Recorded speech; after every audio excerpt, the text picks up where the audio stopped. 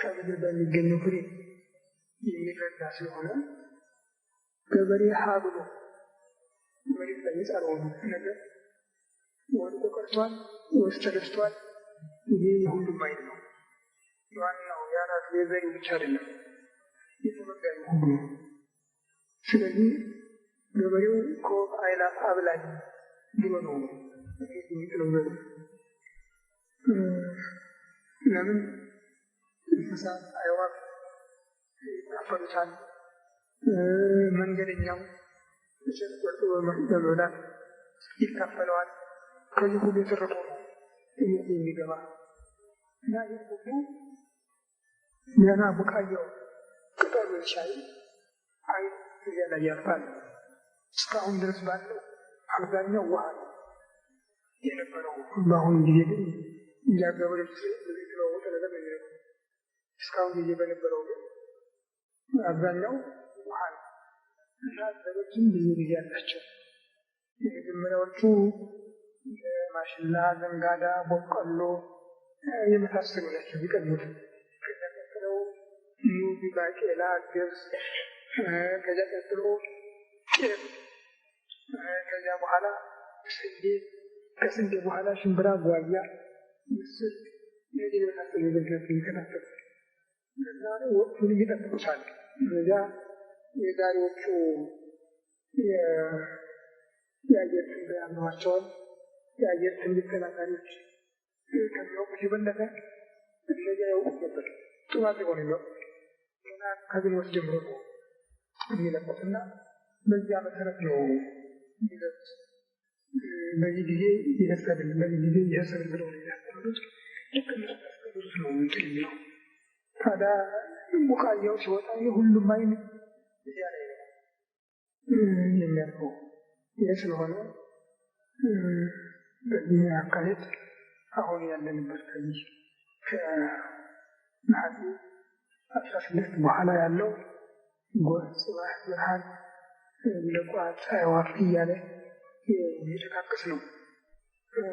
ሌላው እንግዲህ በዚህ ላይ ይሄ አጠቃላይ ሆነው በከፊል ግን በውስጥ ለውጭ የሚሄደው ሐምሌ በብዛት የሐዋርያት በዓል ነው ያለበት።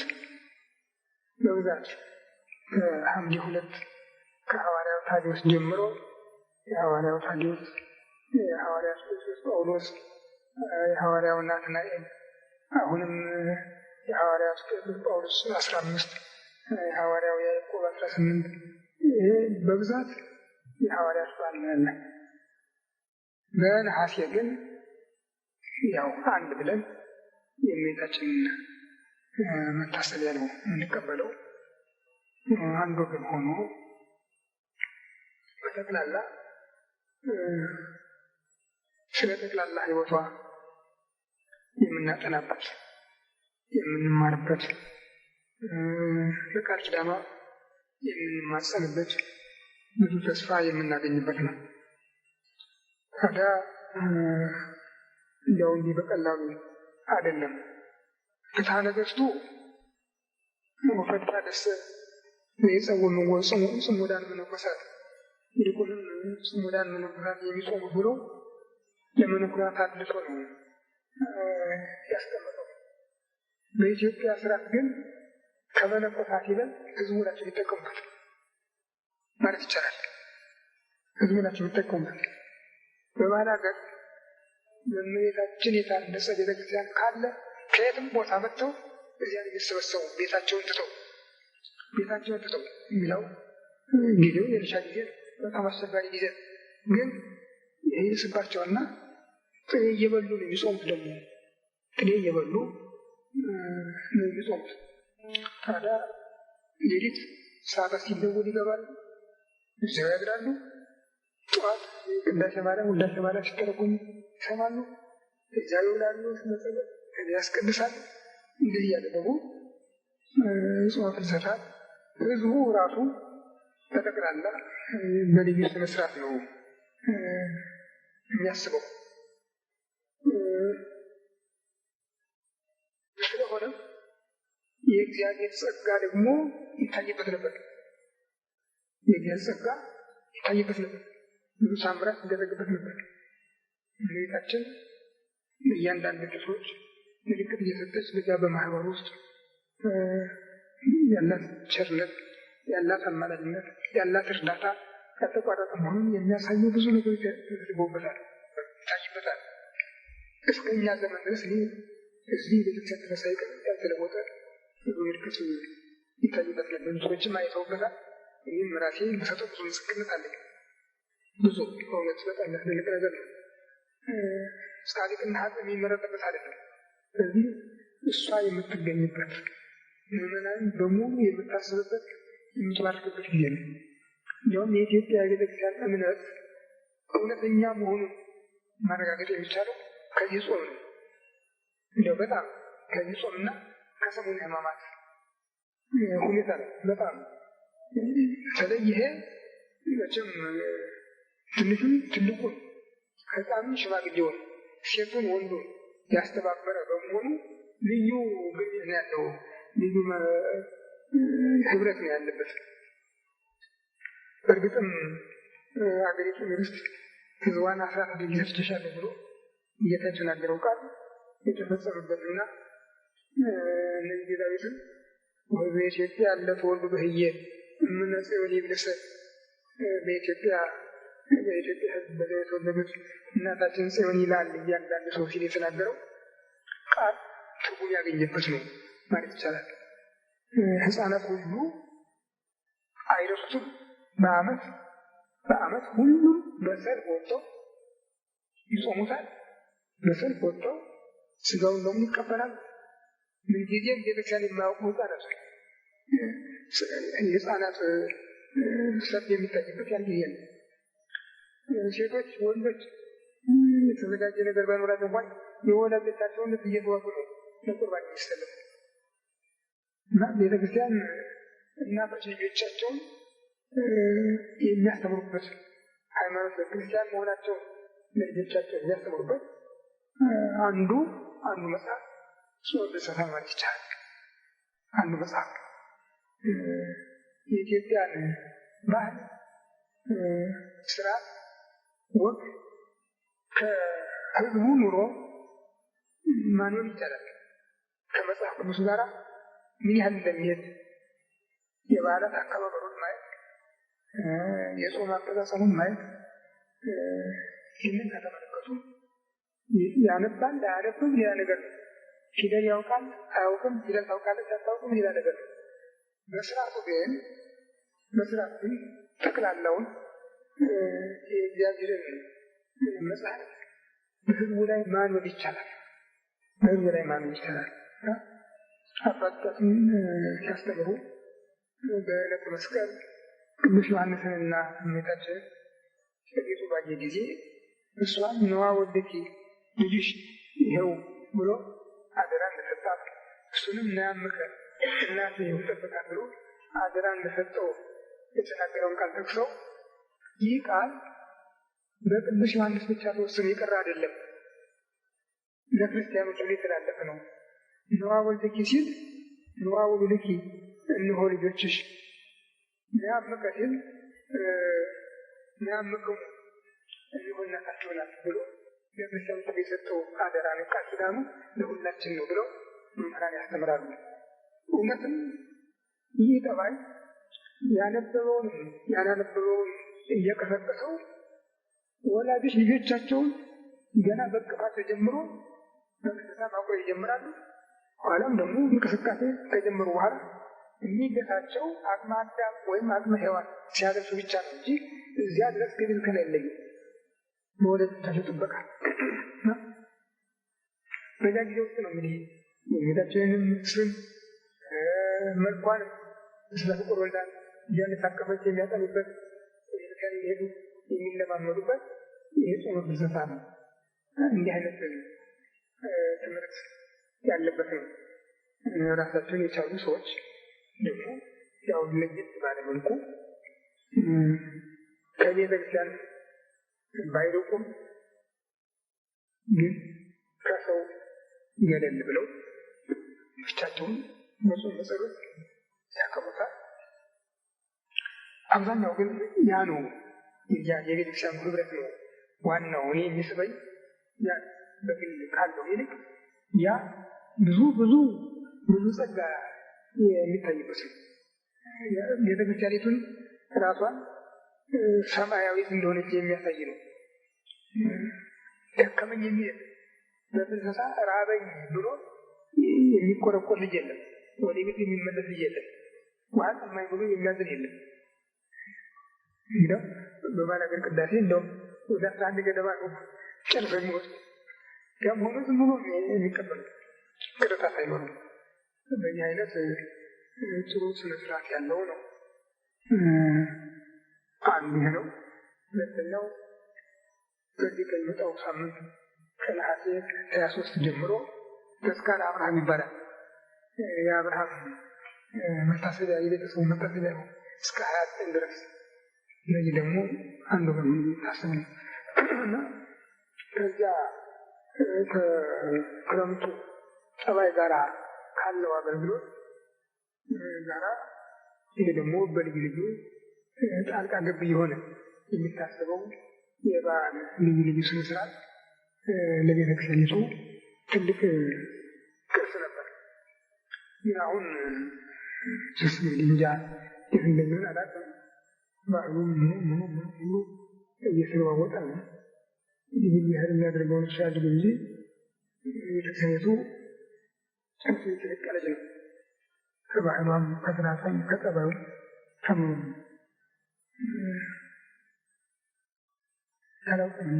ምን እንደምናገርም አላውቅም። እና በዚህ መሰረት ነው ያለነው። እስካሁን እንኳን ከሰው ተለይቼ አላውቅም።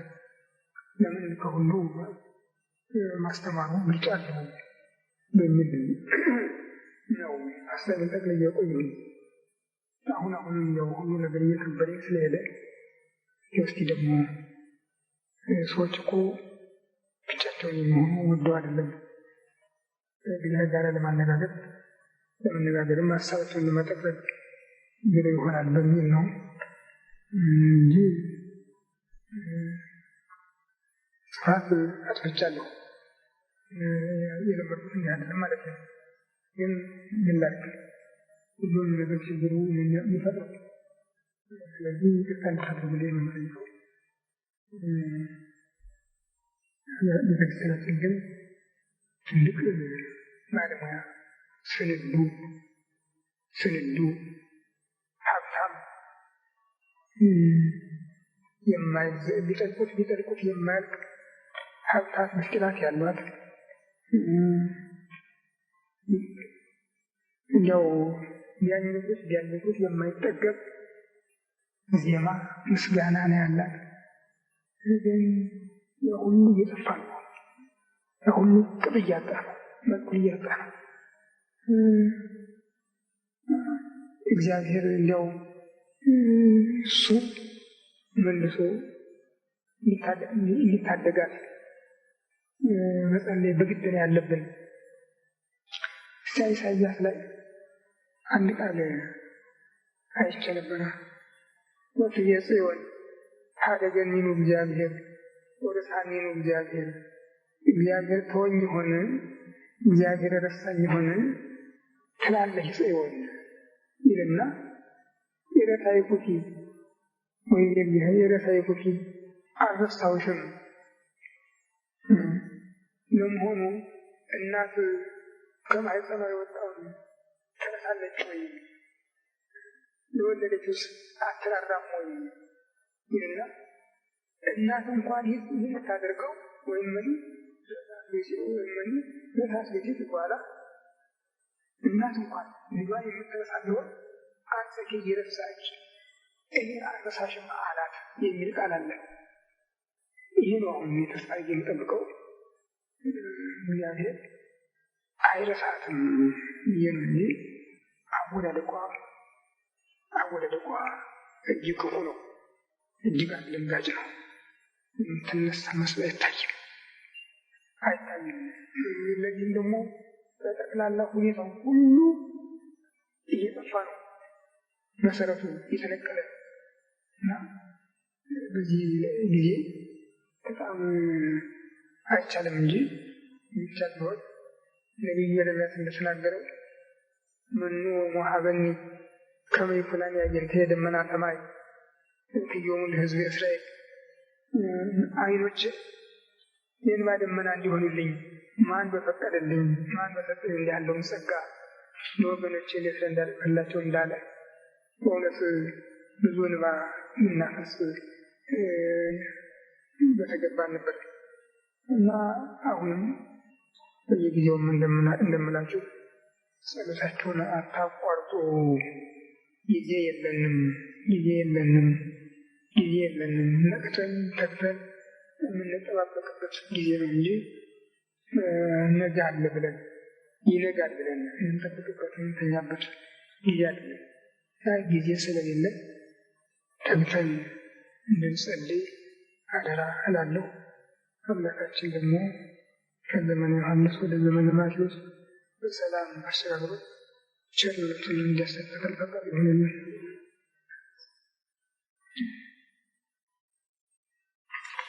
በስመ አብ ወወልድ ወመንፈስ ቅዱስ አሐዱ አምላክ አሜን። አቤቱ ቸር እግዚአብሔር አምላካችን ሆይ በዚህ ዕለት በዚህ ሰዓት በዚህ ስፍራ በቸርነትህ ስለሰበሰብከን ስብሰባችንንም በሰላም ስላስፈጸምከን ከሁሉ አስቀድሞ ቅዱስ ስምህን እናመሰግናለን። ቸር እግዚአብሔር አምላካችን ሆይ እስከ ዓለም ፍጻሜ እኔ ከእናንተ ጋር ነኝ ብለሃልና እንዳትለየን፣ እንዳትርቀን፣ እንድትታደገን፣ እንድትጠብቀን ከመከራ ሥጋ ከመከራ ነፍስ እንድትሰውረን እንለምንሃለን፣ እንማልድሃለን። ቸር እግዚአብሔር አምላካችን ሆይ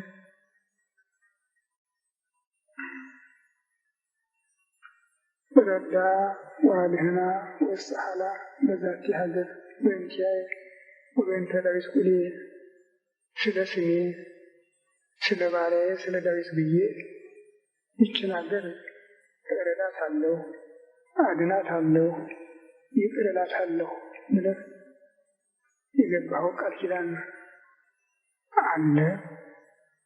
ስለዚህ አሁንም ይችን ሀገር ስለ ስምህ ስለ ባሪያህ ስለ ዳዊት ብቻ አይደለም፣ ስለ እናትህ ስለ እመቤታችን ስለ ቅድስት ድንግል ማርያም ብለህ ይችን ሀገር እንድትራዳት፣ እንድታድናት፣ ይቅር እንድትላት በእናትህ በእመቤታችን በቅድስት ድንግል ማርያም ስም ተማጽነን እንለምንሃለን፣ እንማልድሃለን። ጌታዬ አምላኬ መድኃኒቴ ኢየሱስ ክርስቶስ ሆይ ኢትዮጵያ እጆቿን ወደ እኛ ዘረጋለች ተብሎ የተነገረላትን ሀገር ዛሬ የአራዊት መሰማሪያ ሆና ስናያት ልባችን ይደነግጣል። ያላዩ አባቶቻችን መልካም አንቀላፋ ወደፊት የሚመጡ ልጆችም ኢትዮጵያን ስለማያውቁ አይቸገሩም። የእኛ ግን ከባድ ችግር ነውና እባክህ ቸሩ አምላካችን አንተ ምሕረትህን እንድታመጣልን እንለምንሃለን፣ እንማልድሃለን። ክብር ምስጋና ለአንተ ለቸር አባትህ ለመንፈስ ቅዱስ ይሁን ዛሬም ዘወትርም ለዘላለሙ። አባታችን ሆይ በሰማይ የምትኖር ስምህ ይቀደስ፣ መንግሥትህ ትምጣ፣ ፈቃድህ በሰማይ እንደሆነች በምድርም ትሁን። አቤቱ ወደ ፈተና አታግባን፣ ከክፉ ሁሉ አድነን። መንግሥትህ ያንተ ናትና ኃይል ምስጋናም ለዘላለሙ አሜን። እመቤታችን ቅድስት ድንግል ማርያም በመልአኩ በቅዱስ ገብርኤል ሰላምታ ሰላም እልሻለሁ። በሐሳብሽ ድንግል ነሽ፣ በሥጋሽም ድንግል የአሸናፊ የእግዚአብሔር እናት ሰላምታ ላንቺ ይገባሻል። ከየተለየሽ አንቺ የተባረክሽ የማኅፀንሽ ፍሬ ኢየሱስ ክርስቶስ ሰላም ነሽ። ጸጋን የተሞላሽ ደስ ይበልሽ፣ እግዚአብሔር ከአንቺ ጋር ነውና ከተወደደ ልጅሽ ከጌታችን ከመድኃኒታችን ከኢየሱስ ክርስቶስ ምሕረት እንደምንል ኃጢአታችንን ያስተሰርይልን ዘንድ አሜን።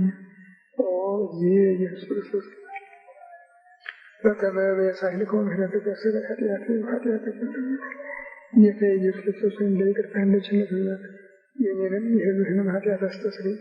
በማወቅ ባለማወቅ በማሰብ በመፍራት በመናገር የተፈጸመውን ይህርቻል ያበረከት ወድ ፍቅር መንግሥት ቅዱስ ከሁላችን ጋር ይሁን።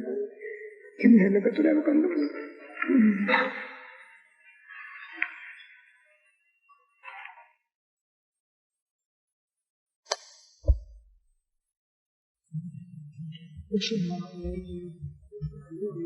Amen.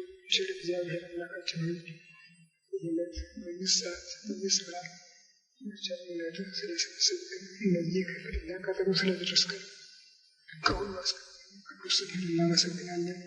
ቸር እግዚአብሔር አምላካችን ሆይ ሁለት ወይም ሶስት ሆናችሁ በስሜ ከተሰበሰባችሁበት እኔም ከዚያ በመካከላችሁ እገኛለሁ ብለሃል። ብዙ ስልጣን አለ። ታዲያ ብዙ ሰዎች ገንዘብን ለማግኘት ሲሉ መልካሙን ስም መድኃኒታችንን፣ ሕይወታችንን፣ የአጋንንት መቆራረጫ ሰይፋችን ኢየሱስ የሚለውን ስም ክደው ለቃልቻም ይሰግዳሉ፣ ዲያብሎስንም ያመልኳሉ። ክርስቲያን የሚለውን ስም ትተው እንደገና ፋጥማ መሐመድ ተብለው ሳውዲ አረቢያ የገባሉ። መፍረድ አይቻልም። በእርግጥ ግን መልካም ስም ይሻላል አለ ሰው እንኳን ከእጅ ወደ አፍ ጥሬ የማይጠፋውን የኢትዮጵያ ምድር መሬው አፈር እንኳን ተበጥብጦ ቢጠጣ ምግብ ነው። አየሩ ቢተነፈስ መድኃኒት ነው። ውሃው ቢጠጣ አየር የረገጠው ዝንጀሮች ጦጣዎች ተጫወቱበት ብንጠጣው ሆድ ቁርጠት እንኳን አይዘን። ብዙዎቻችን ያደግነው እዚያው ርጋጩን ጠጥተን ረክተን ነው የምንኖረው። አምሮብን ነው የምንኖረው። ለምልመን ነው የምንኖረው። እንደው ጨርሰን ለገንዘብ እንደው ጨርሰን ሰው ከደረሰበት እንድረስ ካላልን በቀር ስማችን መልካም ነው። ያገኘ ነው ክርስቲያን የሚለው ስም ከሞት የሚያስነሳ ከዲያብሎስ ባርነት ነፃ የሚያወጣ የዘላለም ሕይወትን የሚሰጥ ከመላእክት ጋር ለዘላለም የሚያኖር ከክርስቶስ ጋር ብርሃን ለብሰን ብርሃን ተጎናጽፈን ለዘላለም ከብረን የምንኖርበትን መልካም ስም ለጊዜያዊ ጥቅም እየተው ነው። ክርስቲያን የሚለው ስም ለማይረባ ሱስ ተላልፎ እየተሰጠው ነው። ስለዚህ ክርስቲያኖች ከመልካም ሽቱ ወይም በዚህ ዓለም ለስጋ ያስፈልጋል ከሚባሉት መልካም ነገሮች መልካሙ ክርስቲያን የሚለው ስም ይበልጠኛል ብንል የምንፈልገውን ነገር ክርስቶስ ቀድሞ ለኛ ይሰጠናል። ከመልካም ሽቱ ስልጣን በመልካም ሽቱ ይመሰላል። ስለዚህ ለስልጣን ሲሉ ዛሬ በሀገራችን ስንቶች ወገኖቻችንን ከፋፈሉ፣ ስንቶች ታሪክን አሳልፈው ሸጡ፣ ስንቶች ባልና ሚስትን አፋቱ፣ ስንቶች ጎሳና ጎሳ ለያዩ፣ ስንቶች የማይረባ ነገርን ሁሉ በመድረክ ላይ ተናገሩ። መርዝ የሆነ ነገር፣ ታሪክ የማይረሳው ነገር። ለምንድን ነው ይህ ሁሉ የሆነው ስትሉ ስንመራመረው ለስልጣን ብቻ፣ ሌላ ምንም ነገር የለም። ለስልጣንና ለጥቅም ለሆድ ብቻ። ታዲያ አስቀድሞ ተናግሮት ነበር። በመጨረሻው ዘመን ምልክቱ ራሳቸውን የሚወዱ ችኩሎች፣ ሐሰተኞች፣ ይቅር የማይሉ በራሳቸው ፍልስፍና ብቻ የሚመኩ ሆዳቸው አምላካቸው የሆነ የሚፈጠሩ አሉ። ስለዚህ ዛሬ እኮ በሀገራችን ሌላ ጠላት አልመጣብንም። ኢጣሊያ አልመጣ፣ ቅድም ያልነው አልፎንሶ ሜንዴዝ ኢትዮጵያ ውስጥ አልገባ፣ ግራኝ መሐመድ አልተመለሰ፣ ሌላም ኃያል መንግስት እኔ ልግዛችሁ ብሎ በረቀቀ ካልሆነ በቀር የገባ የለ። ዛሬ እንደዚህ አድረን ጥጃ የሆነው ኢኮኖሚያችን እንደገና ከዓለም የመጨረሻ፣ ስልጣኔያችን እንደገና ከዓለም ወደ መጨረሻ፣ ፍቅራችን አንድነታችን ወደ መበታተን ከጥቂት ጊዜ እንደዚህ በዚህ ከቀጠለ ጭራሽ እኛነታችን ይረሳል ብለን የምንገምተው ነገር ሁሉ ብቅ ያለብን ከመልካም ሽቱ የተነሳ። ከመልካም ሽቱ መልካም ስም ይሻል ነበር። ስለዚህ ከመልካም ሽቱ መልካም ስም ይሻላል። ስልጣን ለነማን ነው የጠቀመ?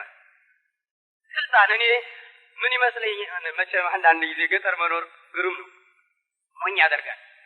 ያን ወይ ምን ይመስለኝ ነበር በአገልግል ውስጥ ተደብቀው የሚኖሩ ፀሐይ ተለጉመው የሚኖሩ ሰው አይመስልኝም። እህል የሚበላሉም አይመስለኝ። ባለስልጣኖች ሲባሉ እኔ እንጃ መላእክትን ስላላየኋቸው እንጂ ከመላእክት አብልጬ ነው የማየው። በጣም የኔ አይነት ሰዎች ብዙዎች ነበሩ።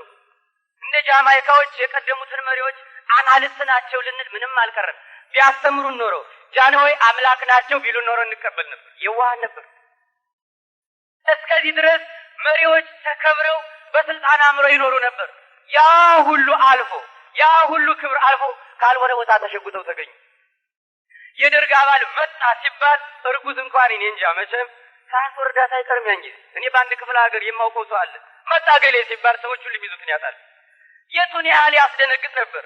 ታዲያ ለዚያ መልካም ሽቱ ለስልጣን ተብሎ ኢየሱስ ክርስቶስ ተሰድቦ ሃይማኖት ተንቆ ክራይቴሪያው እግዚአብሔር የለም በሚለው ማመን ሆኖ ስንት ታይቷል። ያ ሁሉ የለም ዛሬ። የዛሬውም ደግሞ አይኖርም ነገቷል። ለዘላለም የሚኖረው መልካሙ ስም ነው። ያም መልካም ስም ኢየሱስ ክርስቶስ የሚለው ነው። ያም መልካም ሌላው ስም ደግሞ በኢየሱስ ክርስቶስ የተገኘው ፍሬ ክርስቲያን የሚለው ነው። ክርስቲያን የሚለው ደግሞ የሚወልደው የዘላለም ሕይወት ከሞት መነሳት የማይጠፋው የዘላለም መልካም ስም ያ ነው። ስለዚህ ከመልካም ሽቱ መልካም ስም ይሻላል። መልካም ስማችን ክርስቲያን፣ መልካም ስማችን ኦርቶዶክስ፣ መልካም ስማችን ተዋህዶን ብናስቀድም እግዚአብሔርን እኛ የምንፈልገውን ነገር ሁሉ ያስቀድምልናል። እና ክርስቲያኖች ለመልካሙ ስም፣ ለሃይማኖታችን፣ ለቤተ ክርስቲያናችን፣ ለሞተልን አምላክ ለአምላካችን ለኢየሱስ ክርስቶስ ቅድሚያ ብንሰጥ ብልጦች ነው የምንሆነው፣ ብልሆች ነው የምንሆነው። ምክንያቱም የምንፈልገውን ሁሉ ሳናስበው እናገኛለንና እና